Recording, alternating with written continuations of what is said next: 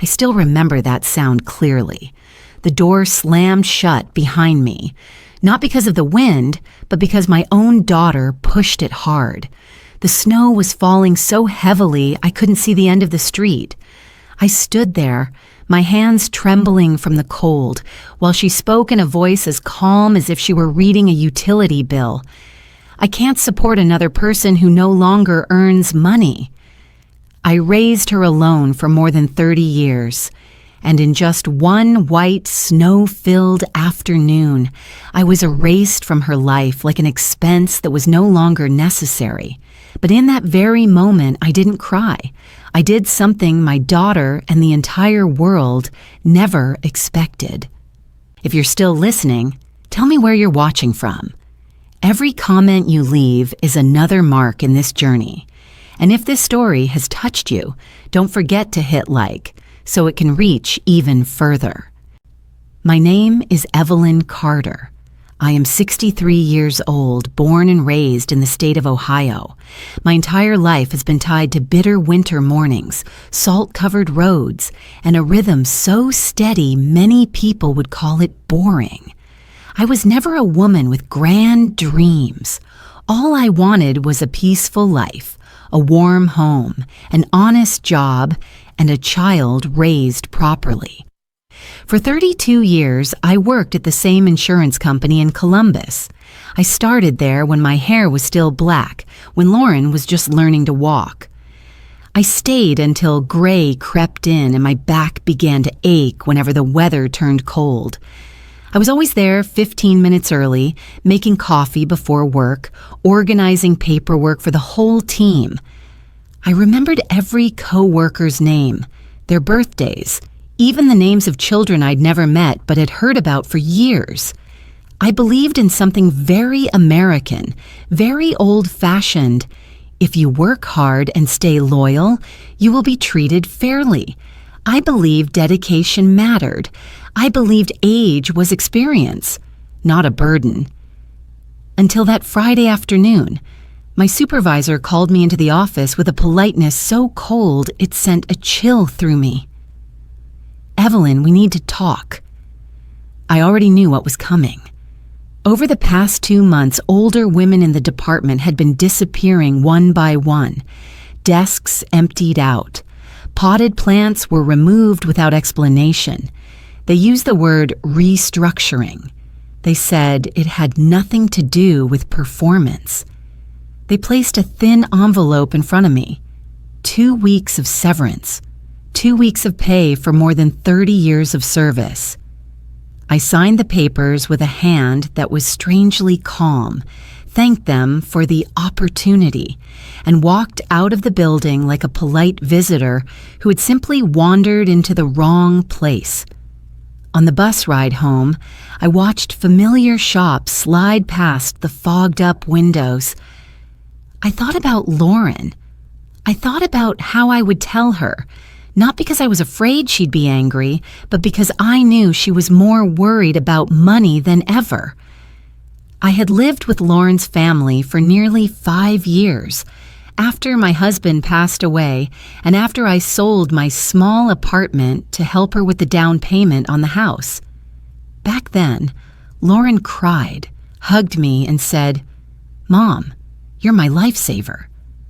I believed her. I believed family was a safe place. Lauren's house was in a quiet neighborhood, rows of similar homes with neatly trimmed lawns. I walked in and took off my shoes like always. Jason was on the couch, a can of beer in his hand, eyes fixed on a basketball game I didn't care about. He nodded at me but said nothing. My 2 grandchildren ran out of the living room. "Grandma!" They wrapped their arms around my legs, the familiar scent of children's soap softening my heart. It was the only moment that day when I still felt like I belonged. Lauren was in the kitchen, her phone pressed to her ear, her voice tight. I caught fragments. Payment? Past due? Just 1 more week. When she hung up, her shoulders sagged. I stood there, my purse still in my hand, and said the sentence I had practiced the entire bus ride. "Lauren, I lost my job today." She turned to look at me. First came surprise, then very quickly her expression changed. Not worry, not sympathy, calculation, as if an invisible spreadsheet had appeared in front of her eyes. "What did you say?" she asked, her voice rising. I repeated it slowly, explained. "They're restructuring. I have 2 weeks of severance. I'll look for another job." Lauren didn't answer right away. She sat down, fingers interlaced. "Do you know Jason is unemployed?" she said. "Do you know we haven't paid this month's mortgage yet?" I nodded. I had helped them so many times before, small amounts that grew larger and larger. I never asked for anything back. I thought that was what a mother did. "Then you understand," Lauren continued, her voice turning cold. "I can't take on any more." I felt like all the air had been sucked out of the room. "Take on?" I repeated. "Mom," she sighed, "you don't have income. I can't support another adult who doesn't earn money." The words fell between us like a heavy object. Jason never looked up. The TV kept blaring the cheers of the crowd. I stood there, looking at my daughter, the child I once held through sleepless nights, and I didn't recognize her anymore. Lauren avoided my eyes. "You should find somewhere else to stay for now," she said, "just temporarily. Once you get back on your feet, then—" Outside the window, snow began to fall. Big, heavy flakes covered the walkway in front of the house. The morning forecast had warned of a storm. I looked outside, then back at my daughter. "Now?" I asked. Lauren was silent for 1 second too long. Then she nodded very slightly. I went upstairs and packed a few necessities. I could hear the children laughing downstairs, unaware that their grandmother was being erased from their lives. When I pulled my suitcase to the door, Lauren was already standing there. She opened it. She didn't say goodbye. She didn't hug me. The door slammed shut, not because of the wind. I stood on the porch as snow began to settle on my shoulders. My breath turned to steam. And in that moment, I understood something painfully clear. I hadn't just lost my job. I had been pushed out of my own family. I didn't stand there long. The snow crept into my collar, the cold seeping through my old coat. I dragged my suitcase down the steps and walked slowly toward the curb, where yellow streetlights cast a glow over the white ground. Each step sounded soft, but inside my head, the noise was deafening. 30 years. The number kept repeating in my mind, steady as the ticking clock on the wall of my old office. 30 years, I was never late. 30 years, I never took a day off unless I was truly sick. 30 years, I believed that if I did things right, lived honestly, life wouldn't be too cruel. I remembered my first morning at that insurance company. I was in my early 30s. Lauren couldn't even read yet. I wore a light blue dress I bought on sale, lunch packed the night before. The office was small and outdated, but full of hope. I was the youngest woman there, always volunteering for the tasks no one wanted. I learned quickly. I took careful notes. I didn't complain. When the company changed systems, I stayed late to learn the new software. When coworkers went on maternity leave, I took on extra work without asking for more pay. I was proud of being reliable. There were days I left the office long after dark, rushing home to cook dinner for Lauren. I ate a few quick bites, then sat at the kitchen table reviewing paperwork for the next day. I never thought of it as sacrifice. I thought it was simply the duty of a mother, of an honest worker. I believed that so deeply I never questioned it, until the past few years when things began to change, quietly, slowly, like cold air slipping through a crack you don't notice at first. Familiar faces disappeared. Patricia, who sat across from me for more than 20 years, was let go early. Linda, who brought homemade cookies every Friday, vanished after a closed-door meeting. They were all older. They all had the same confused look as they packed their things. At first, I reassured myself, maybe they retired willingly. Maybe the company gave them a package. I didn't want to think further. Then it was my turn. No thank you, no apology. Just a thin envelope and 2 weeks of severance. 2 weeks for 30 years. I held that envelope and felt no anger, only emptiness, as if someone had erased a part of my life with a few printed words. Standing outside my daughter's house, snow falling around my feet, I finally understood what it felt like to be discarded by society. No one says, "You're useless." All the doors just close at once. When you're young, they call you potential. When you're middle-aged, they call you experience. When you grow old, all they see is cost. I no longer had economic value. That was the cold truth I faced that afternoon. I sat down on the bus bench near Lauren's house. The stop was empty, snow piling up on the metal roof. I set my suitcase at my feet, hands resting on my knees, and for the first time in my life, I felt afraid. Not a passing fear, but a deep, slow fear that took root. I was afraid of old age without money, afraid of waking up one day with nowhere to belong, afraid of having to beg, afraid of becoming exactly what my daughter had just called me, a person who no longer earns money. I thought about my old apartment, the one I sold to help Lauren buy this house. When I signed those papers, I smiled, believing I was investing in my child's future. I never kept a backup plan for myself. Back then, I believed family was the best insurance. I was wrong. The snow fell harder. The wind cut through my coat, making me shiver. And in that moment, images of Lauren as a child surfaced with painful clarity. She once had a high fever on a snowy night, and I carried her on foot to the emergency room because the car wouldn't start. She once sobbed when her father left, and I held her, promising I would never abandon her.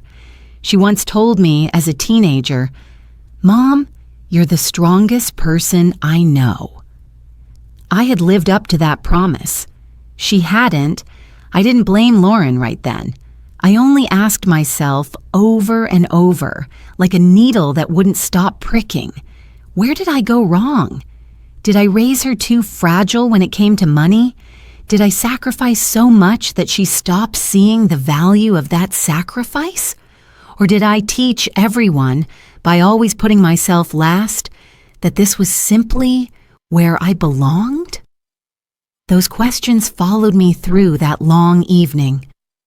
When the last bus of the day arrived, I stepped on and took a seat by the window. Outside, lit-up houses passed in silence. Somewhere, families were sitting down to dinner, sharing small stories around the table. And there I was, 63 years old, jobless, homeless, and realizing that 30 years of loyalty were worth exactly 2 weeks of pay, and not even enough to keep me in my own daughter's house. I leaned my head against the cold glass and closed my eyes. There were no tears left, only a terrifying emptiness, and a question with no answer yet. The bus stopped in front of a low, aging building, tucked between 2 abandoned warehouses. The sign out front was faded by snow and time, only a few words still readable. Women's Transitional Shelter.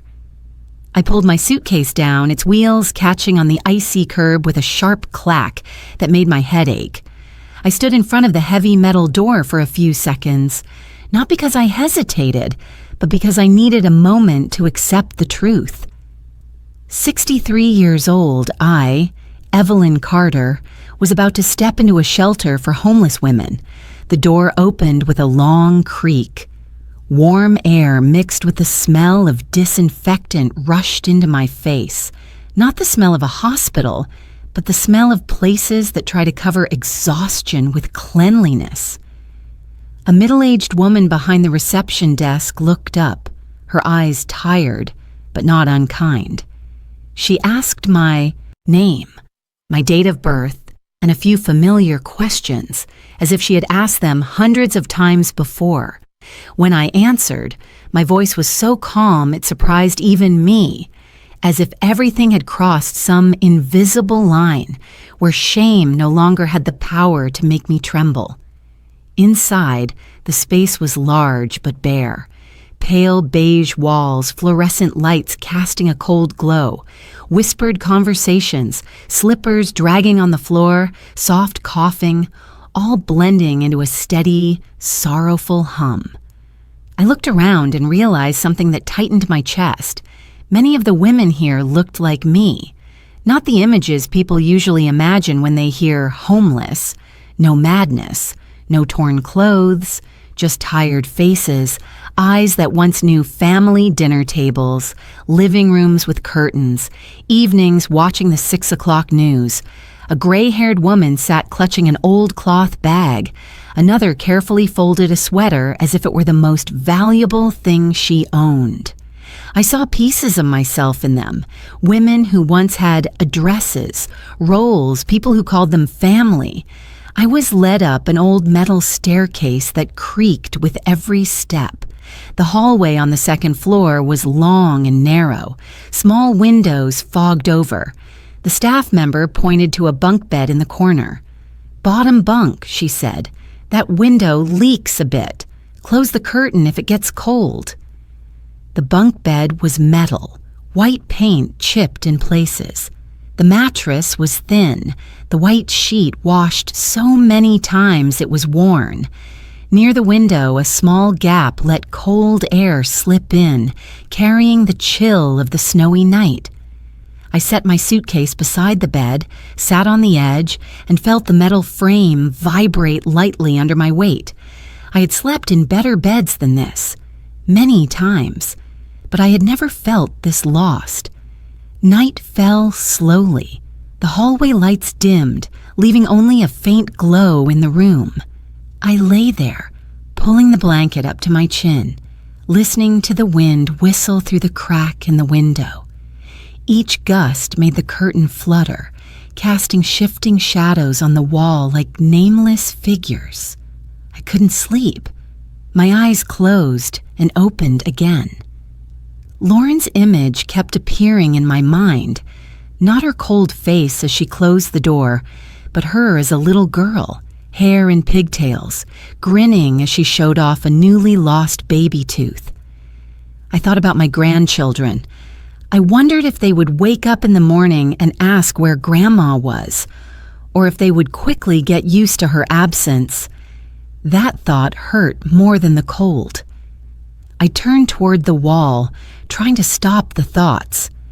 But the feeling of being replaced crept in, persistent, as if I had finished my role and now there was no place for me anymore. I had been a mother, a model employee, someone people needed, and now I was just a bunk bed that could be filled by anyone else once I left. For a moment, I wondered if sacrificing so much had been a mistake, if keeping my apartment, keeping a little selfishness, might have changed everything. But those questions brought no answers, only made my chest feel heavier. A woman in the opposite bunk shifted in her sleep and let out a very soft sigh. That sound made me realize I wasn't alone in this loss. Everyone here had a story, a fall, a door that had been shut. I lay there for a long time, listening to my heartbeat slow down, and in that cold silence, another thought began to form, slowly but clearly. I had lost so much today, but I was still alive. I was still breathing, and if life had already pushed me all the way to the bottom like this, then at the very least, I had nothing left to lose. I turned my face toward the ceiling, staring at the faint cracks under the weak light. I didn't beg. I didn't cry. I only whispered to myself, like a promise meant for no one else to hear. If I survive tonight, If I still have the strength to stand up tomorrow, I will never let anyone step on me again. Outside, the snow kept falling, but for the first time since the door at Lauren's house slammed shut, I felt something very small, very fragile inside me.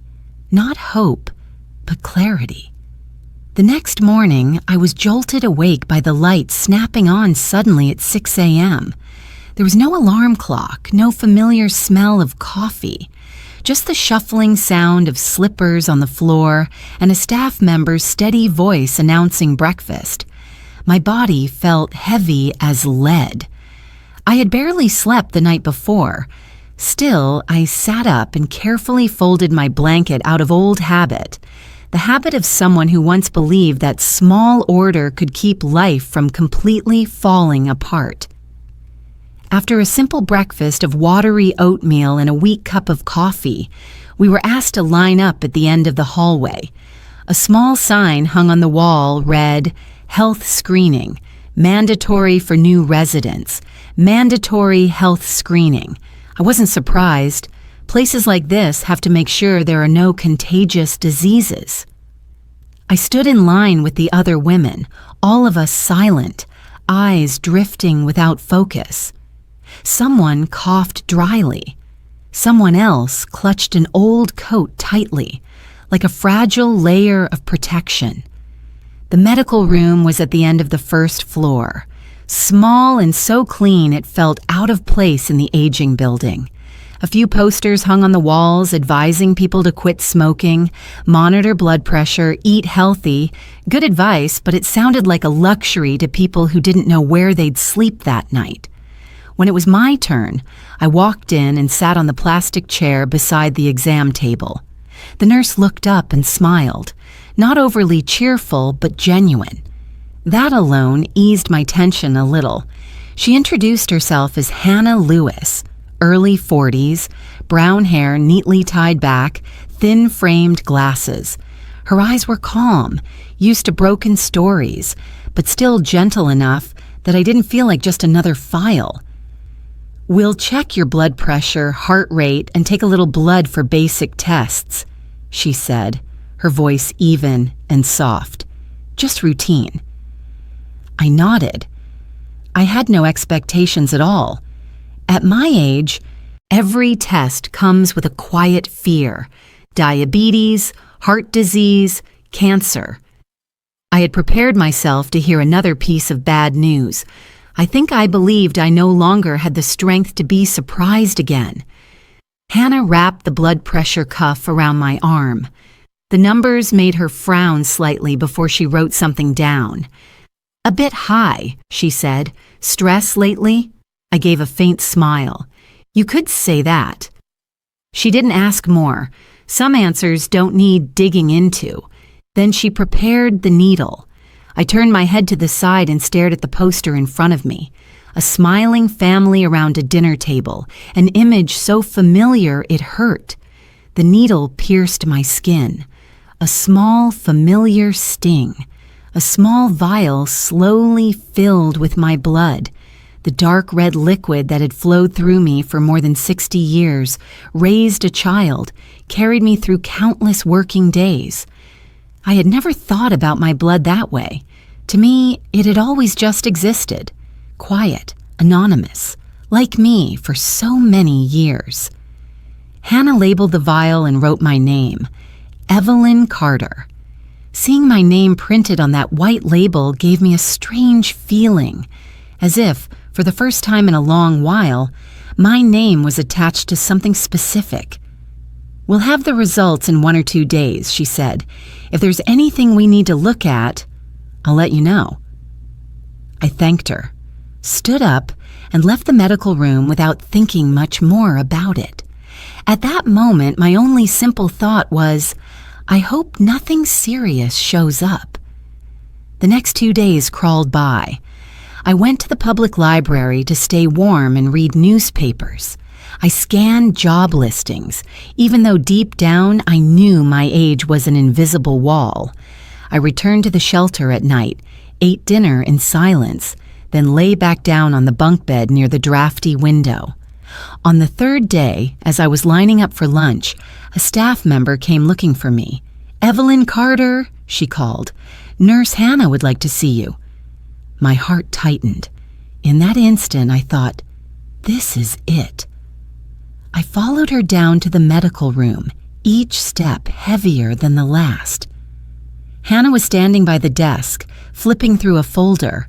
When she saw me, she looked up, and right then, I noticed something unusual.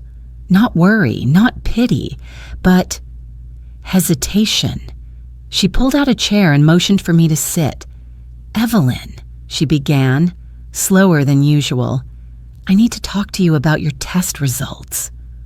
I clasped my hands tightly on my lap. "Is something wrong?" I asked, bracing myself for the familiar words. Hannah took a breath.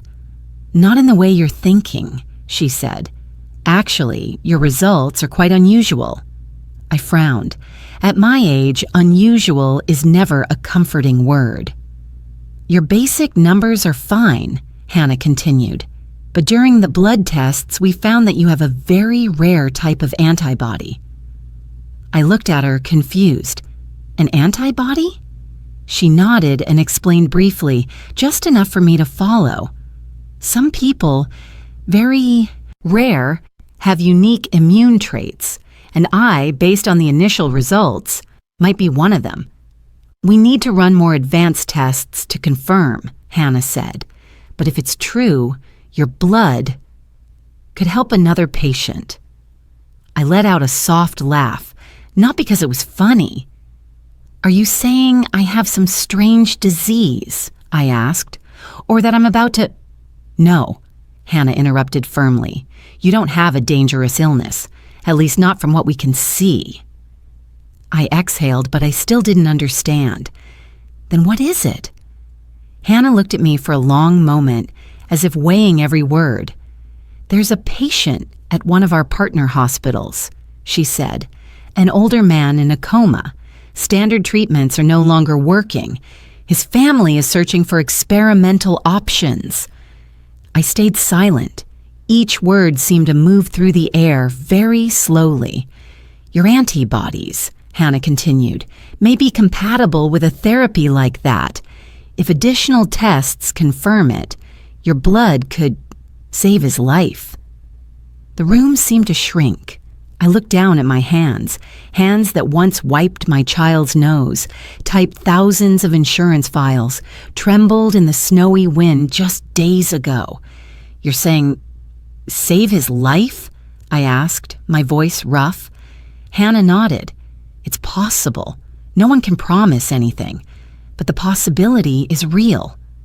I didn't know how to react. My thoughts were spinning. I had prepared myself for bad news. Not for this.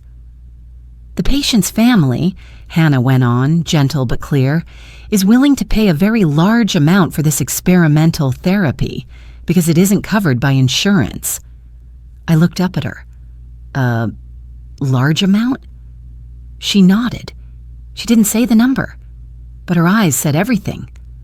I sat there unable to speak. A strange feeling spread through me. Not joy, not exactly fear, but total shock. 3 days ago, I had been thrown out of a house because I no longer earned money. 3 days ago, I was a burden. And now, the only thing I had left, my own body, carried a value I had never imagined. I thought about Lauren, about the door slamming shut, about her cold words. Then I looked back at Hannah. "What do you need me to do?" I asked quietly. Hannah smiled, and in her eyes was something that looked like respect. "First, you need to know the choice is entirely yours," she said. "No one can force you." I just thought, "You should know that you are not worthless. You never were." Those words hit me harder than any diagnosis. I left the medical room walking slowly. The hallway looked the same, the lights just as cold, the other women still sitting in silence. But inside me, something had shifted. For the first time since the door at Lauren's house closed, I no longer felt erased. The only thing I had left turned out to have value. That day, Hannah drove me herself to the hospital. The air was still cold, snow not yet fully melted along the curb, but the sky was brighter than it had been in days. The car passed through downtown Columbus, where tall glass buildings reflected the pale winter sunlight. I had lived here nearly my entire life, yet this time everything looked unfamiliar, as if I were stepping into a world I had never been allowed to touch before. The hospital rose in front of me, large and silent, a pale concrete structure with endless rows of windows. The parking lot was nearly full. Ambulances moved in and out, lights flashing in the cold haze. I stood at the entrance for a few seconds, pulling my collar higher, my palms sweating despite the low temperature. I had brought Lauren to this hospital when she was little, during bouts of pneumonia or high fever. Back then, I was the anxious mother, gripping her hand, ready to do anything to protect her. Now I walked in alone, in a completely different role. Not a family member, not medical staff. I was a homeless woman carrying something whose value I barely understood. We took the elevator up. When the doors opened, a familiar smell hit me, the sharper scent of disinfectant, metal, and the cold air of medical equipment. The sign was clear: ICU, Intensive Care Unit. I swallowed. Hannah led me down a long hallway where machines hummed steadily, like the mechanical breathing of the entire floor. Through glass windows, I saw brightly lit rooms, bodies lying motionless, tubes and wires everywhere. Each room held a story suspended between life and death. We stopped in front of a room at the end of the hall. Hannah knocked softly, then opened the door. A woman stood up when we entered. She looked to be in her early 70s, slender silver hair neatly combed. She wore a light gray sweater and dark slacks, simple, understated. But what caught my attention most were her eyes, red from lack of sleep, yet holding an unusual calm. "Are you Evelyn?" she asked, her voice soft but clear. I nodded. Yes. She stepped forward and took my hands in both of hers. Her hands were warm, slightly trembling. "I'm Margaret Bennett," she said, "Richard's wife." I didn't know what to say. I only felt the way she held my hands, not like grasping a lifeline, but like holding another human being. No pleading, no pressure, just quiet gratitude, without any promises demanded. Through the glass behind her, I saw the man lying in the hospital bed. He was thinner than I expected, silver-haired, his face so still it almost didn't seem real. The machines around him beeped steadily, reminding us that his life was being held in place by technology. Richard Bennett, Hannah said quietly beside me, 74 years old. I had heard that name somewhere before, on the news, in evening business reports when I still lived with Lauren. A successful businessman who built a large logistics company from nothing. But seeing him there, I didn't see wealth or power. I saw a man sleeping very deeply and a wife waiting for him to wake up. We stepped into the waiting area, where the lights were softer. A doctor approached, introduced himself and his title, then invited us to sit. He spoke slowly and carefully, choosing each word as if afraid of breaking something fragile hanging between us. He explained that Richard had a rare immune disorder that led to severe neurological complications. Standard treatments were no longer effective.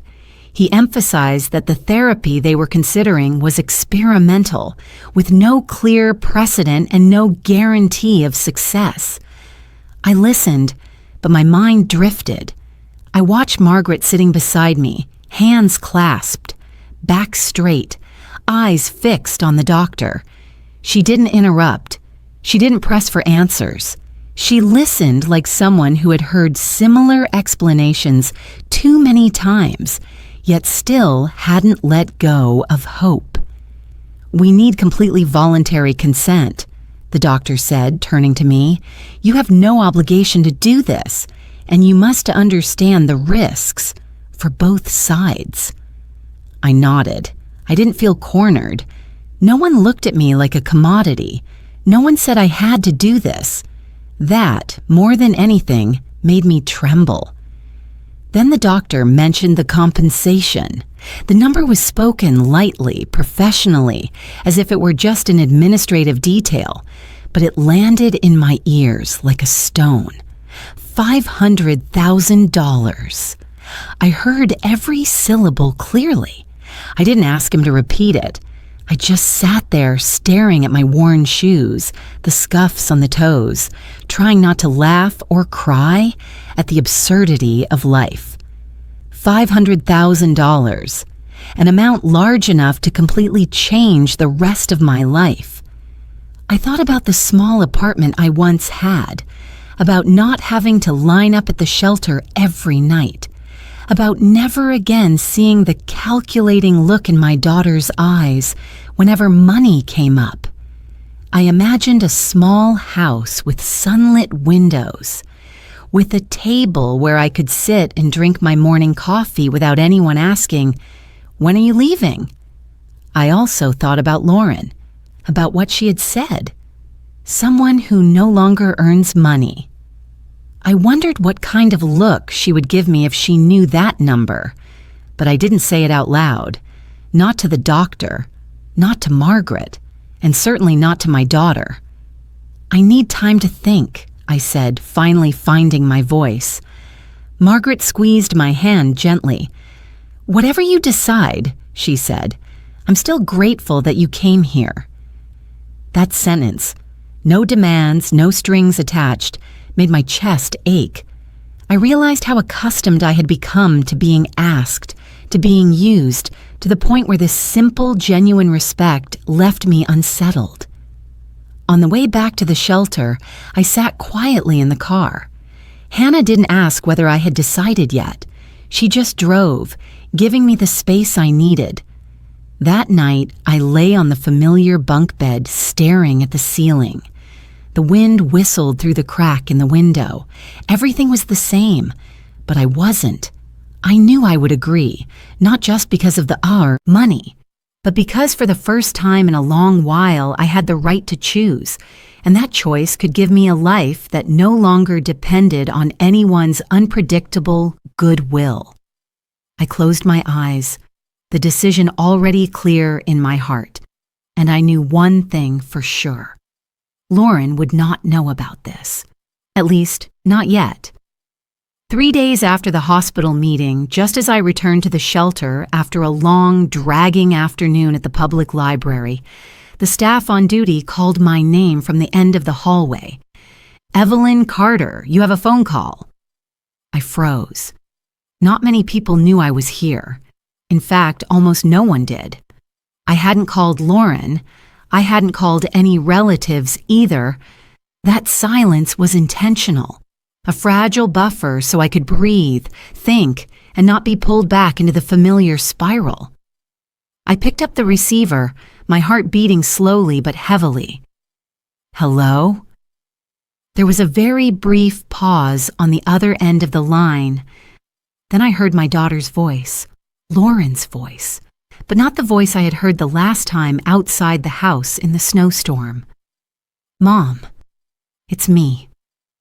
Her voice was softer, more careful, as if every word had been weighed before being spoken. I didn't respond right away. I didn't want to react on instinct. I just held the receiver tightly and listened to my own breathing. "I've been looking for you these past few days," Lauren continued. I was worried about you. Worried about me. The words sounded strange. 3 days ago, I was a burden to be removed. 3 days later, I had become someone to worry about. The change came too fast for me to believe it was natural. "I asked around everywhere," she went on, her voice trembling slightly. "I finally found out you're staying at a shelter. Oh my God, Mom, why didn't you call me?" I closed my eyes. I could picture her face clearly as she said that. the face of someone playing concern very well, but I had lived with her long enough to know the difference between genuine worry and purposeful worry. "I'm sorry," Lauren said quickly, as if afraid I would interrupt. "I've been thinking a lot. About that day, about what I said.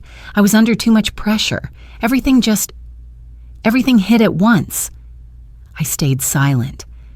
"The kids miss you so much." She shifted her tone, noticeably softer.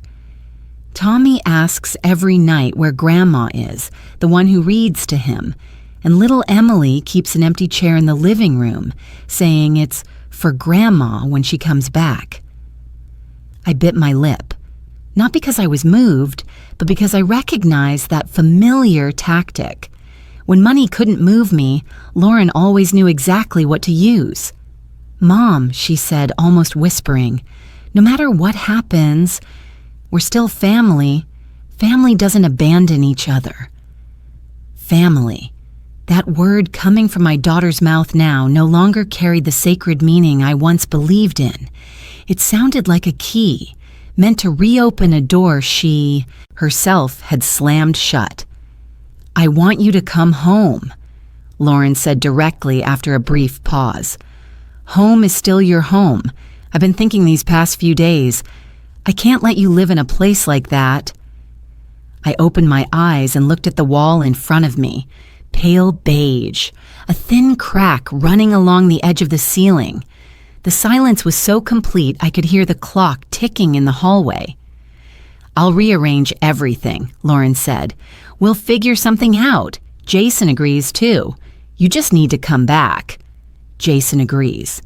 I remembered my son-in-law sitting on the couch, beer can in hand, eyes glued to the screen, when I dragged my suitcase out of the house. I couldn't recall him looking at me even once that day.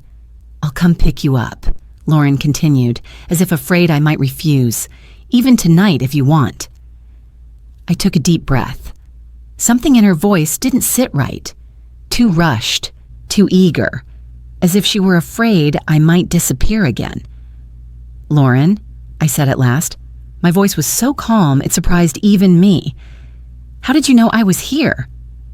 There was a very brief silence on the other end of the line, but it was long enough. I asked around," she replied. "Someone I know, at church." I didn't ask more. I didn't need to press. I had heard what I needed to hear, or rather, what she hadn't said. She knew more than she was admitting. "I heard that you saw a doctor," Lauren said quietly. "Had some tests done?" My heart tightened slightly, but my face didn't change. "At a shelter, everyone has to get a health check," I replied. "That's nothing unusual." "Yeah, I was just asking," she said quickly. Then she rushed back into her familiar tone. "I'm just worried about you. Really." I didn't argue. I didn't expose anything either. I let the silence stretch between us. In that silence, I observed, not my daughter, but my own reaction. I no longer felt the urge to explain, no longer felt the need to be understood.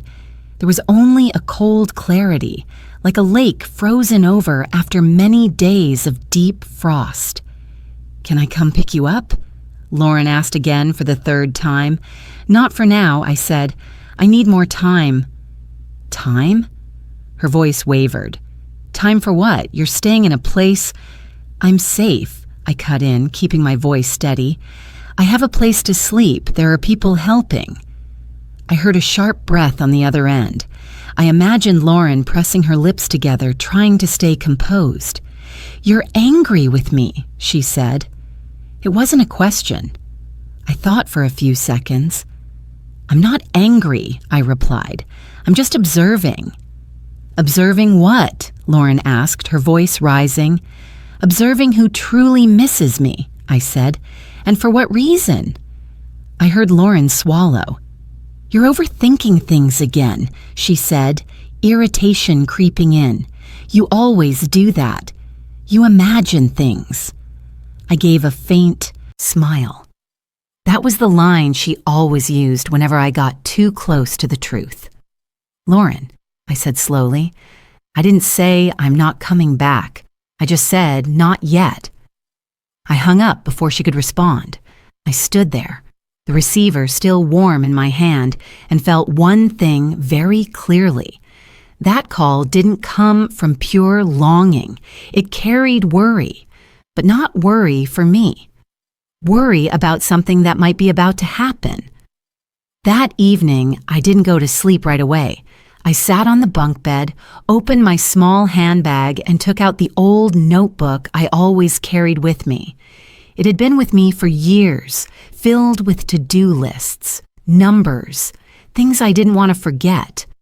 I opened to a blank page. For the first time, I didn't write about bills. I didn't write about having to apologize to anyone. I wrote only one line. Say nothing more. Observe.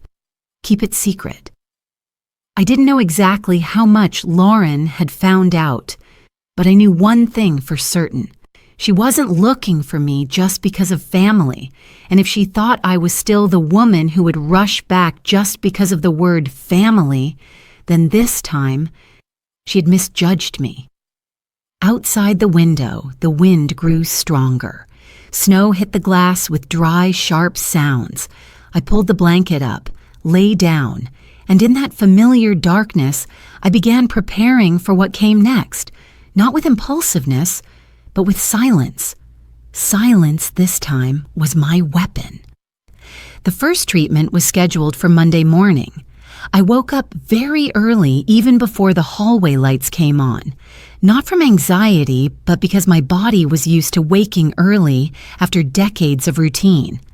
I folded my blanket, got dressed, and sat waiting in silence, listening to the familiar sounds of the shelter slowly waking up. Hannah arrived to pick me up right on time. In the car, she spoke very little, only asking if I was okay, if I needed to stop. I answered briefly. My mind had no room left for wandering thoughts. Everything felt unusually focused, as if I were stepping into a task that simply needed to be done. At the hospital, everything moved quickly but carefully. I was led into a private treatment room, brighter and quieter than I had expected. A reclining chair stood in the center, next to machines with neatly coiled transparent tubes.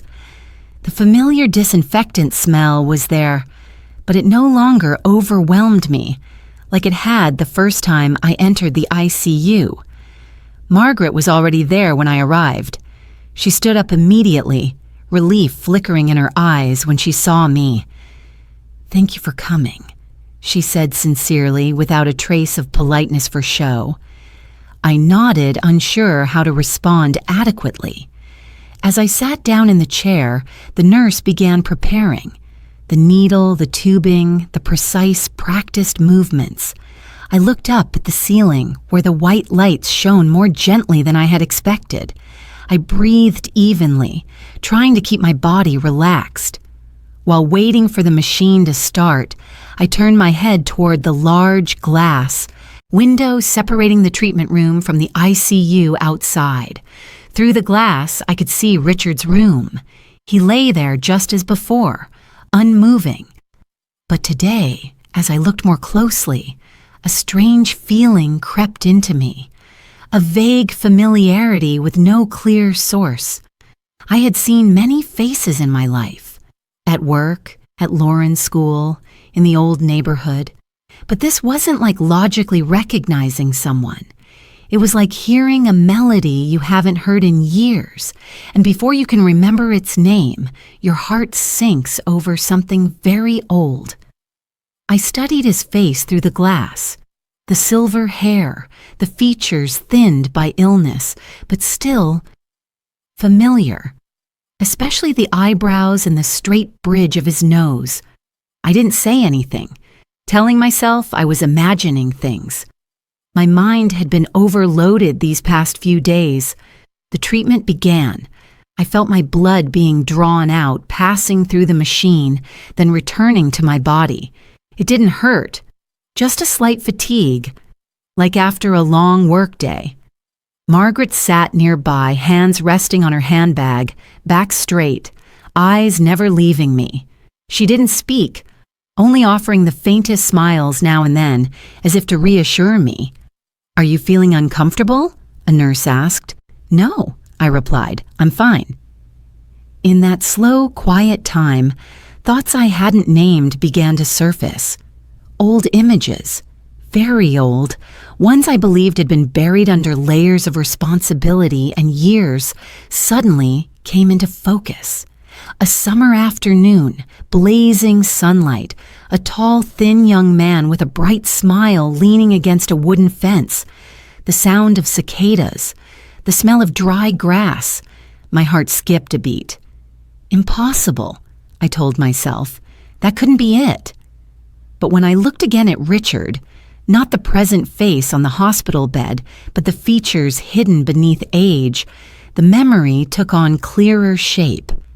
I remembered a name I hadn't thought of in a very long time, a name I once promised myself I would forget so I could keep living. Richard. Not Bennett, just Richard. I remembered being 19. I remembered afternoons after school, conversations that stretched on until we lost track of time. I remembered being looked at with eyes full of trust and promise. I remembered a young man telling me, "Someday we'll have the whole world." But the world didn't wait for us. My family went through a crisis back then. My mother became seriously ill. I had to leave school and start working early, stay in our small town while Richard received a scholarship and left. We wrote letters to each other for a while. Then the letters grew fewer. Not because the love faded, but because life pulled each of us in different directions, relentlessly. I never knew what happened to Richard after that. I got married. I had Lauren. I stayed so busy there was no space left for unanswered questions. And over time, that memory was tucked away in a very deep corner, one I no longer touched, until now. A chill ran down my spine. I turned to Margaret. She was looking at me, her eyes gentle but sharp, as if she had noticed the change in me. "Are you all right?" she asked softly. I nodded, but my throat tightened. I didn't know what I should ask, or whether I should ask anything at all. I was afraid of breaking this fragile balance, afraid that if I spoke it out loud, everything would become complicated in ways I couldn't foresee. But Margaret spoke first. "Perhaps Richard feels familiar to you," she said very slowly. Not as a question, but as a gentle confirmation. I looked at her, my heart pounding. "I'm not sure," I replied. "It's just a feeling." Margaret gave a sad smile. "He once told me about someone," she said, "a long time before he met me." I held my breath. "A girl from his old hometown," she continued. "He said she was his first love, the person he never forgot." I felt my hand tremble slightly on the armrest. All the sounds around us seemed to fade away. Only Margaret's voice remained, clear down to every word. "He tried to find you," Margaret said, "many years ago, but he couldn't." I closed my eyes. The years of silence, the letters that were never answered, the questions that were never asked. All of it suddenly came together into a picture I hadn't known I was missing. "You knew about this?" I asked, my voice rough. Margaret nodded. "I knew," she said, "from the very beginning. Richard never hid it from me. He was always honest." There was no jealousy in her voice, no resentment, only the quiet acceptance of someone who had lived long enough to understand that love isn't always about possession. "He loves me," Margaret went on very firmly, "and I know that. But I also know there's a part of his heart that belongs to the past. I never saw that as a threat." Tears spilled over before I could stop them, not from pain, but from a feeling that was too full. A deep, quiet emotion stretched across more than 40 years, finally finding its name. Margaret's kindness left me stunned. She didn't look at me as someone intruding on her marriage. She looked at me as an old piece of her husband's life, one that had unexpectedly returned at a moment no one could have predicted. Maybe. It isn't a coincidence, Margaret said softly, glancing toward the ICU room, that you're the one who can help him. I looked at Richard, the man who had once been the young man standing by a wooden fence, the man I had loved, then lost, then buried in memory. Now his life was tied to my blood in a way no one could have planned with reason. In that moment, I understood something very clearly. This wasn't just about money, not just a deal, not just a chance for me to stand on my own again. This was a circle closing after more than 40 years. A connection I thought was lost had only been sleeping. And for the first time since my life collapsed in that snowstorm, I felt like I was standing in the right place, not as someone being used, but as part of something larger than my own losses. The treatment machine let out a soft beep, signaling the first phase was complete. I opened my eyes and took a deep breath. I knew I would continue, without hesitation, without turning back. Lauren didn't wait long. Just 2 days after the second treatment, while my body was still tired and my mind hadn't fully returned to its normal rhythm, she showed up, without notice, without asking, as if her patience had completely run out.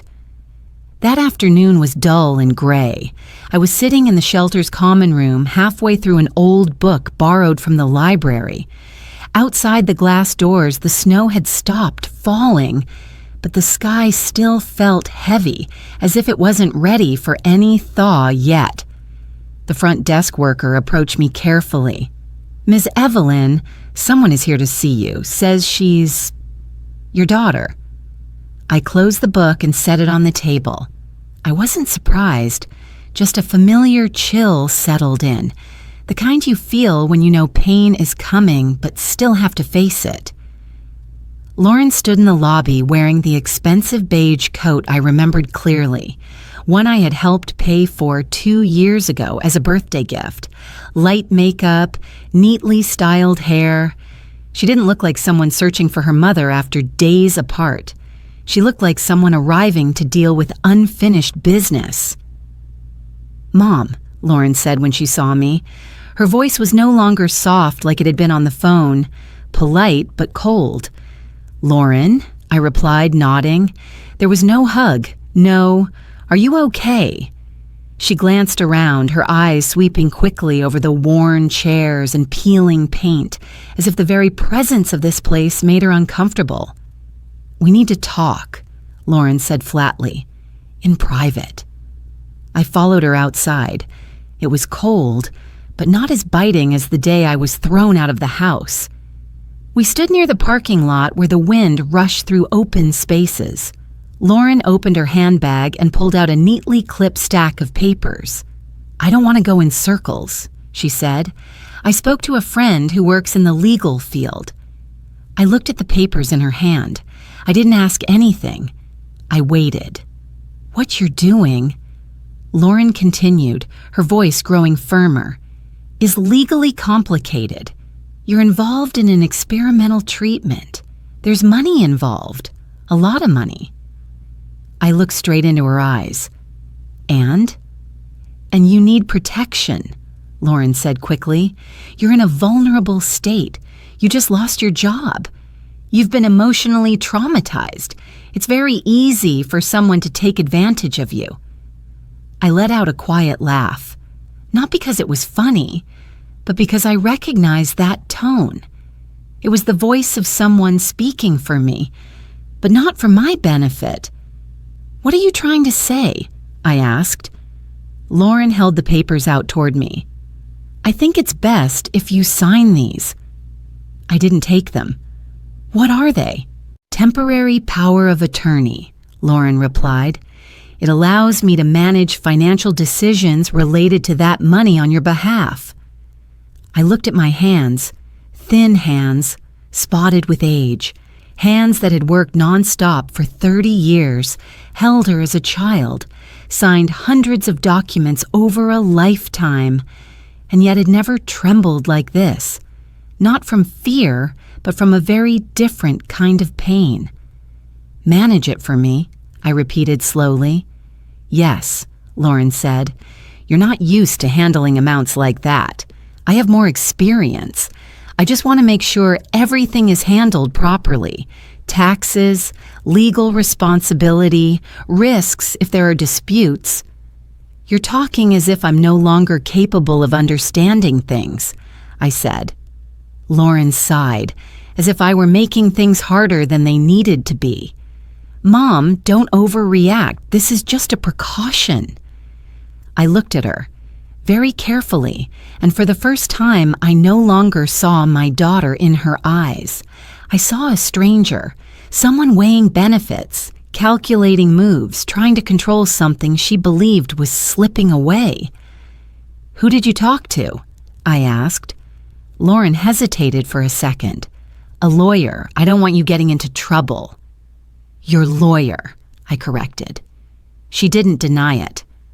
"Lauren," I said, word by word, "do you remember the last time you asked me what I wanted?" She frowned. "This isn't the time to bring up the past." "For you, maybe not," I replied. "But for me, it is." Lauren grew impatient. "Mom, I'm trying to help you, but if you don't cooperate, things could get complicated."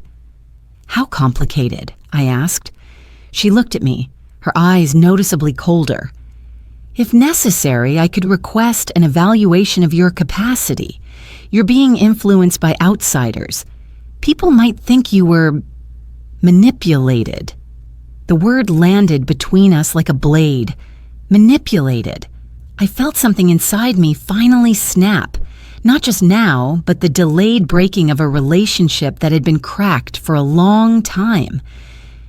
"What did you just say?" I asked quietly. "You know what I mean," Lauren replied without backing down. "I just want everything clear before it's too late." I nodded, slowly, calmly. So calmly it surprised even me. "So you didn't come here because you miss me," I said. "You came because you're afraid of losing control." "That's not true," Lauren protested immediately, but her voice lacked conviction. "Would you be looking for me," I continued, "if there wasn't that money?" Her silence answered for her. In that moment, I understood very clearly. Lauren no longer saw me as her mother. She saw me as a variable, a risk, an asset that needed to be controlled. I didn't take the papers. I didn't argue further. "You should go," I said. "I need time to think." "You can't make decisions on your own," Lauren snapped. I'm clear-headed enough to know I'm not signing anything today," I cut in, "and you don't have the right to force me." Lauren stared at me for a few seconds, then shoved the papers back into her bag. "I'm just trying to do the right thing," she said coldly. "Don't regret this later." She turned and walked quickly toward her car. I stood there, the wind cutting against my face, realizing that the greatest pain wasn't being thrown out of the house. It was being treated as someone no longer fit to own her own life. That night, I didn't sleep. I sat on the bunk bed, opened my old notebook, and turned to a fresh page. This time, I wrote more than one line. I wrote, "Find a lawyer, independently, not connected to Lauren." The next morning, I asked Hannah to recommend an independent law office. She didn't ask many questions, just looked at me with understanding. Perhaps she had seen this scenario too many times before. The lawyer's name was Daniel Brooks, around 50 years old. He spoke slowly and clearly. He listened as I told my story, without interrupting, without judging. When I finished, he nodded. "You have every right to protect yourself," he said, "and the first step is making sure no one can use concern as a reason to take away your right to decide. We completed a formal capacity declaration, clear, thorough, no ambiguity. We drafted a temporary will, not because I thought I was about to die, but because I understood that when money appears, so does greed. For the first time in my life, I signed documents not to serve someone else, but to protect myself. When I left the law office, I walked slowly along the sidewalk dusted with thin snow. It was cold, yet my chest felt strangely warm. I had lost many things, but at least I was no longer a woman anyone could step on in the name of family. And for the first time in many years, I knew one thing for certain. I was standing on my own side. The 5th treatment took place on a morning that was unusually quiet. No snow, no rain, just a thin layer of clouds covering the city sky, softening the light that filtered into the hospital like diluted watercolor. I arrived earlier than usual, sat in the familiar waiting room, my small bag in my hands, feeling a calm I hadn't expected. My body had grown accustomed to the rhythm of the treatments. The fatigue was still there, but it no longer frightened me.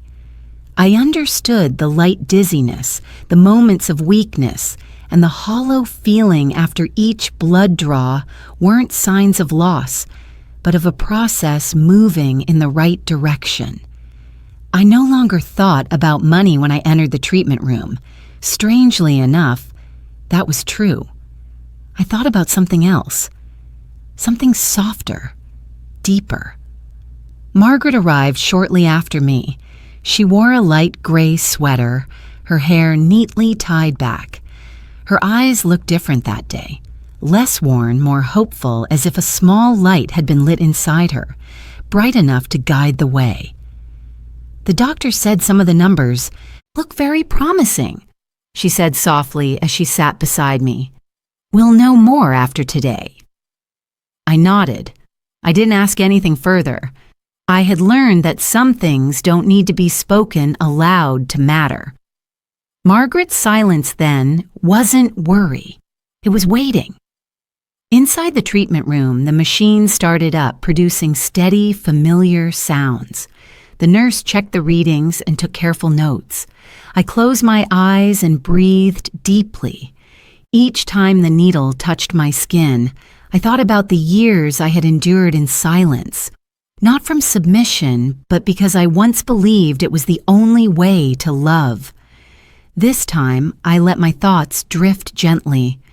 I thought of a long ago afternoon in a small town where Richard and I once sat by the river, talking about big dreams and the voices of people who still believed time was always on their side. I thought of the years I spent being a mother, an employee, the stable woman in everyone's eyes, yet never truly asking myself whether I was happy. When the treatment ended, a nurse hurried into the room, her expression unusual. She looked at Margaret first, then at me. Please wait a moment, she said. The doctor wants to see you right away. My heart tightened slightly, not from fear, but from a very strong intuition. Margaret stood up, her hand trembling faintly. I followed her out down the long hallway leading back to the ICU. Each step seemed slower than usual, as if the space itself were stretching to test our patience. Dr. Bennett stood outside the room, his face serious but his eyes bright. He didn't waste time. There's a response, he said, a clear one. Margaret raised a hand to cover her mouth. For a few seconds, my mind went completely blank. What kind of response? She asked, her voice shaking. Increased neurological activity, the doctor replied. We've seen steady improvement over the past 2 days, but this morning it was stronger, much stronger. He opened the door and gestured for us to come in. Richard lay there, still thin, still connected to the familiar machines, but something had changed. I noticed it immediately, even before the doctor said anything more. His eyelids twitched, not a random reflex, a deliberate movement. Margaret gripped my hand tightly. "Richard," she called, her voice breaking. For a few seconds, nothing happened. Then, his eyes opened very slowly, very heavily, as if he had to pull an entire ruined world out of a long sleep to return. The air in the room froze. "Richard," Margaret whispered, tears spilling over. He looked around, his gaze cloudy, disoriented. Then his eyes stopped, not on Margaret, not on the doctor, but on me. I stood there, my heart pounding. I didn't move. I didn't dare breathe too deeply. His lips moved slightly, no sound. Then again. This time, very softly, very weak, but enough for me to hear. "Evelyn." The entire room erupted. Margaret broke into sobs. The doctor turned, signaling the medical team. Nurses rushed in, equipment was adjusted, rapid medical instructions filled the air. But all those sounds felt distant to me. He said my name, not Margaret. Not a mistaken name. It was me. The name no one had spoken in that voice for more than 40 years. I stepped closer, my hands trembling so badly I had to grip the edge of the bed. "I'm here," I said softly. "I'm here." His eyes focused more clearly, sharper. A very faint, very weak smile appeared, but it was the smile I remembered. The smile of the young man who once said we would have the whole world. "I knew," he whispered, his voice hoarse and broken. "I knew you'd be here." I couldn't hold back my tears, not from pain, not from regret, but from something pure, being seen, being remembered, being called by name, not out of obligation, but out of feeling. The Bennett family stood around the bed. I saw emotional faces, reddened eyes. There was no discomfort, no suspicious glances. No one asked why he had called my name. No one asked me to step back. No one mentioned money. Margaret turned to me, tears streaming down her cheeks, but she smiled. "Thank you," she said. "Thank you for bringing him back." I shook my head. "No," I said. "We did this together." Over the next few hours, Richard became more alert. He didn't speak much. Each sentence required enormous effort, but he held Margaret's hand. He looked at his children. He looked at me, as if trying to memorize every detail, afraid that if he blinked, it would all disappear. No one asked anything of me. No one asked how long I would continue treatment, how I would receive the money, or what I planned to do next. No one mentioned responsibility or obligation. I wasn't placed in a position where I had to repay anything. For the first time in a very long while, I was simply present, and that was enough. That evening, I sat alone in my small room at the shelter, looking out the window. Streetlights cast a golden glow over the thin layer of snow. I thought about Lauren, about the stack of power of attorney papers, about the way she had looked at me as something that needed to be controlled. Then I thought about Margaret, about the way she held my hand, about how the Bennett family stood around the hospital bed without asking a single question about me except whether I was okay. And I understood. Real family doesn't come from blood or beautiful words. It comes from respect, from not treating someone as a means to get what you want. I had lived too long in a family where love always came with conditions. And now, standing before an undeniable miracle, I finally realized how many years I had confused obligation with love. Richard had woken up, but the one who truly awakened was me.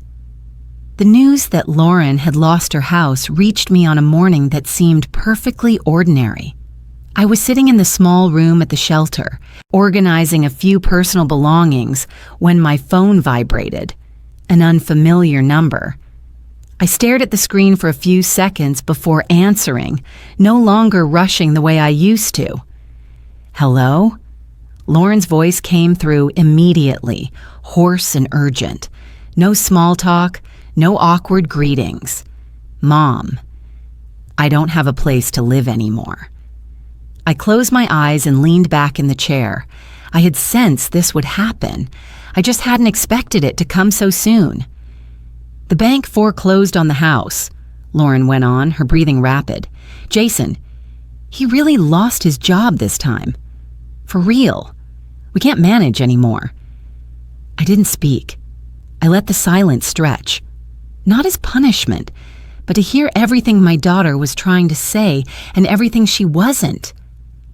"Mom," Lauren lowered her voice, sounding weaker. "I know I was wrong. I know I said things I shouldn't have. But now we really need you." The sentence fell into the familiar space between us, just as it had so many times before. The only difference was that this time, I didn't rush to fill it. "What about the kids?" I asked evenly. Lauren seemed ready for that question. "Tommy and Emily, they're panicking, Mom. They don't understand what's happening. Tommy cries all night. Emily keeps asking when we can go back to the old house." My throat tightened. Images of the two children came sharply into focus. Our evenings reading together, the mornings I made breakfast before work. They weren't at fault. I knew that better than anyone. "Mom," Lauren said, her voice beginning to tremble deliberately, "you can't abandon your grandchildren. No matter what, you're still their grandmother." Grandmother. Not mother, not family. A role. One I was reminded of whenever emotions needed to be stirred. "What do you want?" I asked. Lauren was silent for a few seconds, then spoke quickly, as if afraid I might change my mind. "Just help us temporarily. You're in a better position now. Just for a while. Until we get back on our feet." I opened my eyes and looked out the window. Pale sunlight. Most of the snow on the sidewalk had melted, leaving gray streaks of water. Winter was retreating, but melting doesn't always bring relief. "Lauren," I said slowly, "do you remember the last time you told me you couldn't support another person who doesn't earn money?" Her voice stalled. "Mom, I already apologized." "Did you apologize because you were afraid of losing money," I continued, "or because you truly understood what you did?" Lauren hesitated. "I don't know how to say it so you'll believe me." I nodded, even though she couldn't see me. "I believe you're scared," I said. "I believe you're desperate, but I don't believe you've changed." "I have changed," Lauren said loudly, almost pleading. "Can't you see? I'm calling you. I'm begging." "Begging," I repeated. "Or bargaining." There was no immediate answer. I heard Lauren breathe heavily, then her voice shifted to a different tone, softer, lower. "Mom," she said, "you can endure this, but the kids can't. Do you want them sleeping on someone else's couch? Growing up, feeling abandoned?" That sentence struck the deepest part of me. I felt a pain I knew all too well. The pain of a woman who once sacrificed everything so her child wouldn't lack anything. It pulled me back years, to the days I worked 2 jobs, to the times I skipped meals so Lauren could pay tuition.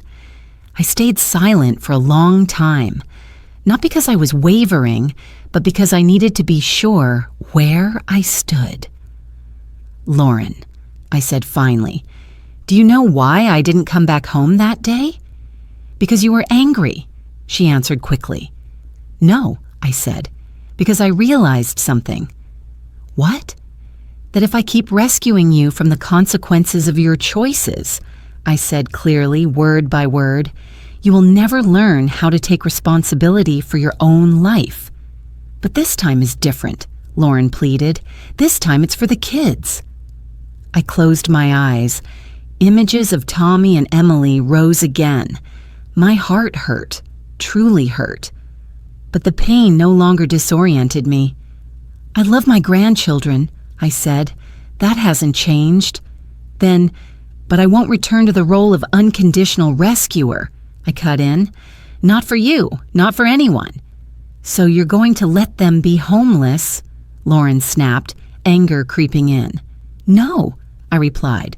You and Jason are adults. You can find solutions. A smaller apartment. Different jobs. Community assistance. Many families have had to do the same. But you have money, Lauren blurted out. You could fix everything with just one check. And then what? I asked. Then you'd make decisions for me again. Calculate how much I'm worth. Remind me that family only exists when it's convenient. Lauren fell silent. I heard her crying, not an outburst, but tight, frustrated sobs. You're cruel, Lauren said. You've changed. I opened my eyes and looked straight at the light outside the window. Yes, I said, I have changed. Before, you would never say no, Lauren went on. No matter what, you would help. Before, I was afraid of being abandoned, I replied. Now I'm not. The words rang clearly inside me, not as a declaration, but as an accepted truth. I don't hate you, I added, my voice softening, but I can't keep sacrificing myself so you can feel secure. Then who are you choosing? Lauren asked, her voice turning cold. Those strangers? I gave a sad smile. I'm choosing myself. The call ended quietly. No goodbye. Just a long pause, and then Lauren hung up. I set the phone down on the table. My hands didn't shake. My chest didn't tighten the way I had expected. There was real sadness. Sadness for my daughter, for my grandchildren, for what could have been different. But beneath that sadness was a steadiness I had never known before. For the first time in my life, I said no without guilt, without feeling selfish, without feeling ungrateful, without feeling like a bad mother. I simply felt like a woman who had lived long enough to understand that love does not mean self-destruction. That evening, I went to the hospital to visit Richard. He was speaking more. His voice was still weak, but his eyes were bright. Margaret sat beside the bed, holding his hand. They looked at me as I entered, smiling without conditions. "Are you okay?" Margaret asked. I nodded. "I am." And it wasn't a polite answer. I didn't turn back. And for the first time, I knew for sure I was moving in the right direction. I signed the papers to buy my house on an early spring morning, when the city still held scattered patches of old snow that hadn't fully melted yet. The air was cold, but the sunlight was different. No longer the heavy gray of winter, but a pale, clear light, like a reminder that everything can begin again. The house wasn't big. 2 small bedrooms, a living room just large enough for a sofa and a bookshelf, and a bright kitchen with a window looking out onto the backyard. Nothing luxurious, no white picket fence like in the movies. But when I stepped across the threshold for the first time with the keys in my hand, I knew with absolute clarity this was my home, not my daughter's house, not a place I was staying temporarily, not a roof tied to conditions, just a home, mine.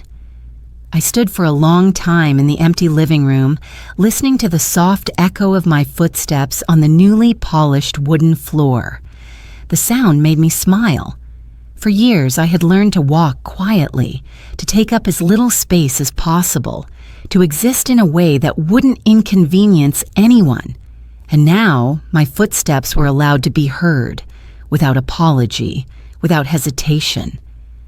I bought the house about a 10-minute walk from Richard and Margaret's place, not because I wanted to cling to them, but because I valued the right kind of closeness. Near, but not merged. Connected, but not dependent. Margaret helped me choose the curtains. Richard, once his health had improved, planted a few flower bushes with me in the front yard. We didn't talk much about the past. We didn't need to. Some things once acknowledged don't need to be repeated. I moved into the new house quietly. No housewarming party, no announcements. Just Hannah helping me carry a few boxes and Margaret bringing over a tray of still warm pastries. "Welcome home," she said, setting the tray on the kitchen counter. I stood there, looking at the kitchen glowing in the afternoon light, and for the first time in my life, I truly felt the meaning of those words. In the days that followed, I began arranging my life according to my own rhythm. I woke up when I wanted. I made coffee the way I liked it, unhurried, without preparing it for anyone else.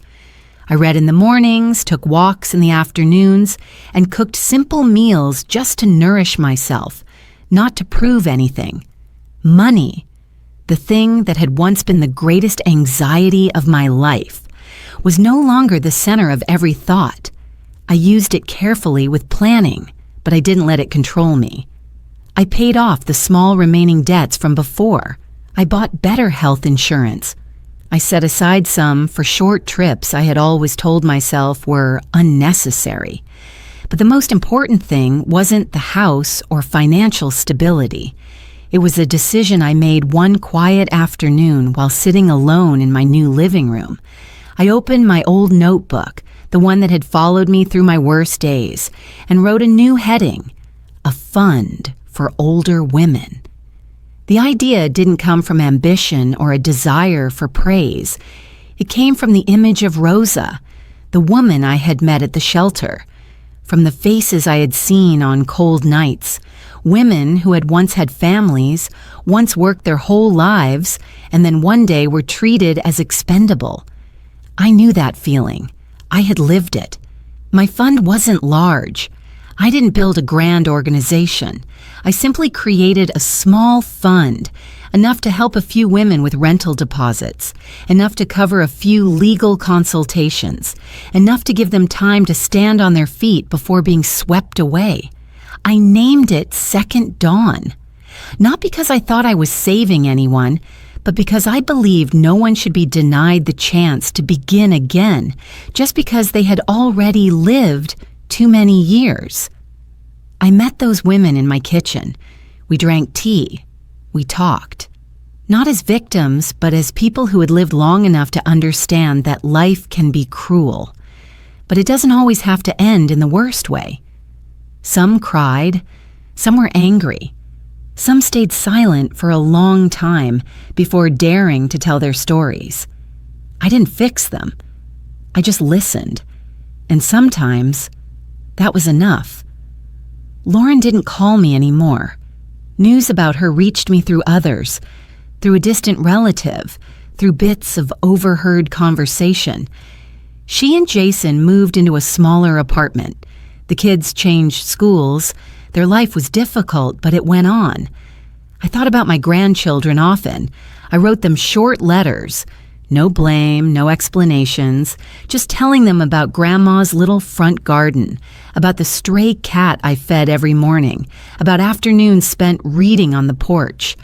I didn't know whether Lauren gave them the letters or not, but I kept writing, not to pull them back, but to keep my love from turning into resentment. One afternoon, while I was watering the plants in the yard, Richard stopped by. He walked slowly, but his posture was steadier. We sat on the front steps, watching the sun sink behind the roof across the street.